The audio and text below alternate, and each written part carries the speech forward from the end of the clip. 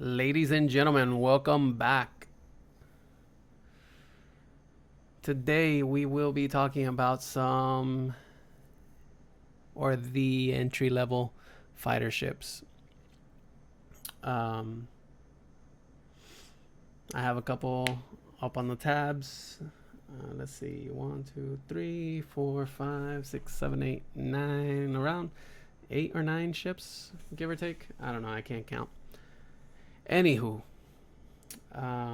we talked in the previous video a little bit about the Mustang series as one of the key starter ships. I consider this also a main starter fighter ship, and it comes in different variants. You got the Alpha, the Beta, the Gamma, the Delta, Omega, and Vindicator. Vindicator being the newest one that came out, the newest iteration. I believe it's a little bit bigger in size as well. And it looks nicer, in my opinion. So each class, each category has their own, role per se.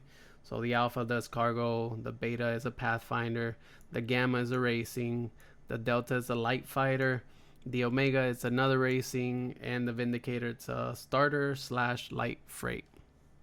Now, that being said, I mean, it really depends on preference and what you want to do, because you can still use like the Beta, which is considered a pathfinder for fighting. It just probably has less weapon loadouts and it has better components. The racing, obviously, they're gonna be really fast. Let's see. The Delta is gonna have the best weapon loadout, and it also has like a green, color to it, make it more military-ish. Anyways, with that, the Mustang's at $45, just the ship. I always tell people, hey, try it out. $45. It's like if you bought a game on sale or something like that. You get to try the game. If you get it with the pack with the Star. Well, this one comes with the Star Citizen download, so yeah, you'll be fine. $45 and you'll be good. Now, if you want to go a little bit higher than that, there's the 300 series. I love this ship. It's a beautiful ship. It just got redone. It's a gorgeous, gorgeous ship. It's a very agile and fast ship.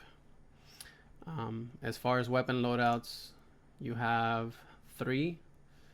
It's pretty interesting. You get a size 4 mount on the nose as far as fixed weaponry, and then you get two size 2s on each or one size 2 on each of the wings. So it's not bad. I mean, it's a good little ship to run around.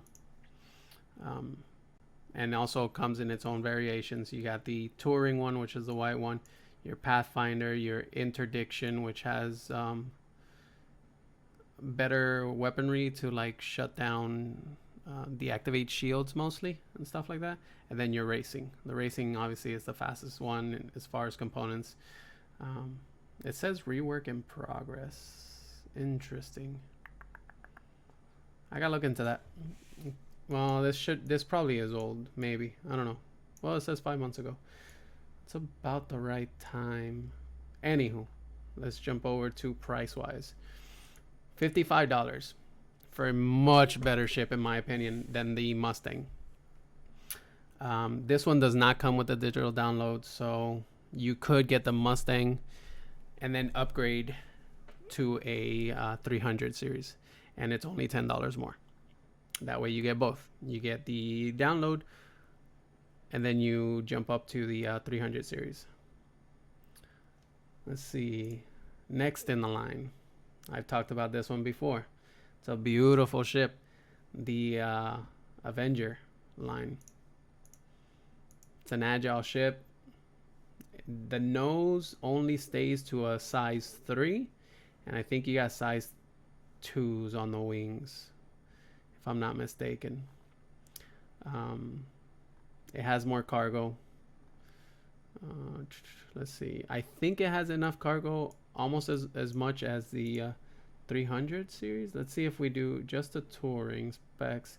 You got 2. Yeah, so the Avenger will hold more cargo. You got 8 units versus 2 units, which is good. And then you're looking at a price of $65. Let's see, standalone. This one at $65. It does come with the digital download, which is pretty good actually. I love this ship. This ship is beautiful in my opinion. It's very, you know, space ship looking ish, you know. It's nice. It's nice. It maneuvers well, handles well.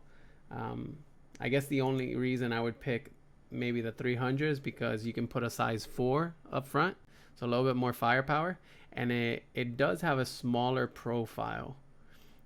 And considering it just got reworked, it looks amazing. Next in line, we got the Arrow. The Arrow straight fighter ship. Very small profile. I love this ship. Very agile. It comes with 2 gun, it like a ball turret up top, and then guns on the side. So you got 4 weapons. I do have a video showcasing this on my channel, so check it out. I think there's 2 videos of it. It's a fast ship, very nimble, very fun to use, and again, you can do the change of weapons and make it a really, really devastating ship. This obviously no cargo, because obviously this is a straight fighter. This comes with a digital download, which is interesting. I didn't think they did, but I guess and this one goes up to $90. So this is a more on the expensive ship to start off, but if you enjoy the game, you can always upgrade, and it doesn't hurt the wallet that much. If what you're planning is doing like PvPs and just grieving and looking for people, and or escorts and just support cargo ships and things like that, then it's not a bad ship. Has a low profile again, low heat signature, because it does matter in the game.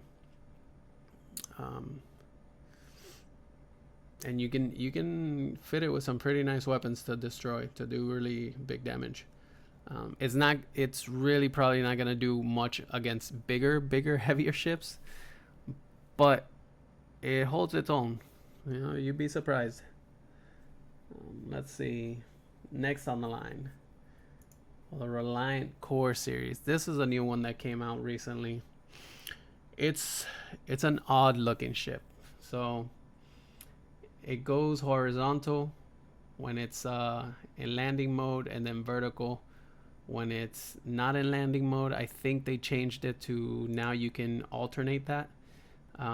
Doesn't really matter, but obviously it has to be horizontal when landing. It does have a cargo space. I gotta find out how much.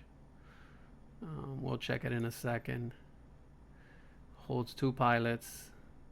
It's a pretty interesting ship, I'm not gonna lie. I believe I have a video of that on my channel as well. I gotta double check it.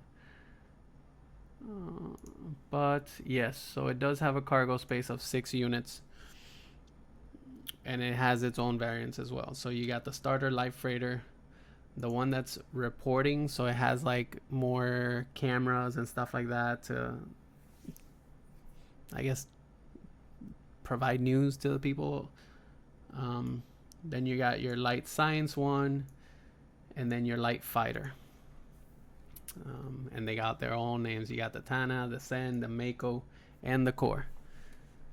This ship, oh, it's not on sale right now, or it's not available for purchase, but I think, if I'm not mistaken, I think it was around the 70 to $100 range based on the what was it, the version that you wanted to pick.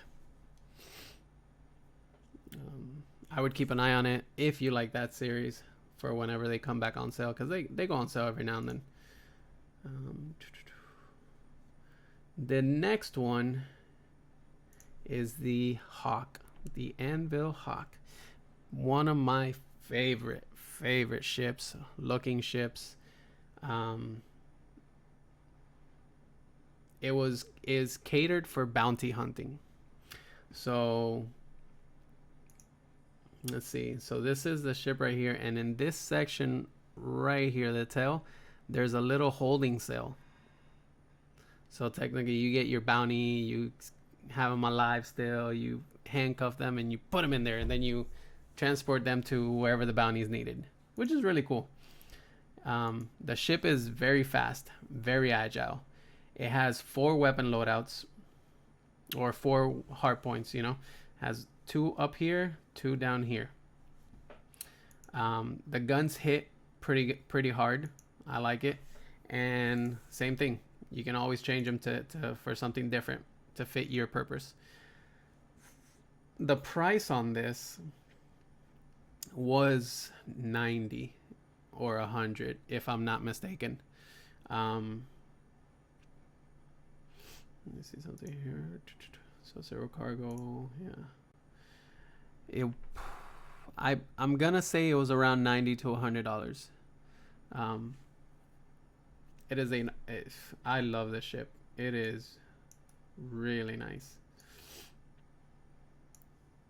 Yeah, so that's the holding cell right there.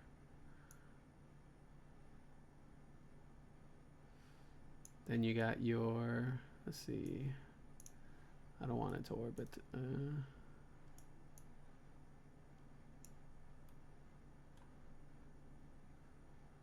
So you got your weapons right there.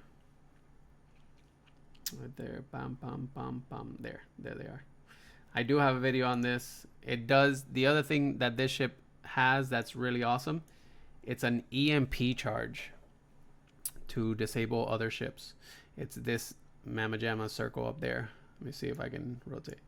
So that right there is the EMP mechanics of it. Check out that video. That video is really cool. I believe it shows me deactivating a couple ships and stuff. Next fighter ship, the Gladius. Probably one of the staples, first ships that was available for Star Citizen. This one does look like your traditional fighter ship, F-18, 15, any one of those, you know, combinations. Size 3s all across the board. I think there's 3 of them. You got 1 on each wing, and then in the middle, and then you got several missiles. This one, the price for this bad boy is $90 still, so not a bad deal. Let's see, and then you got a couple different variants. The Gladius Valiant, they're all light fighters, no change there, but the Valiant has a different paint scheme and weapon loadout, and so does the pirate version Gladius. That one is the one that I'll be getting eventually, so I'll show you how that looks and how that and what that has in the future. This one doesn't come with the download, so it's just 90 for the ship. Next is the Hornet series.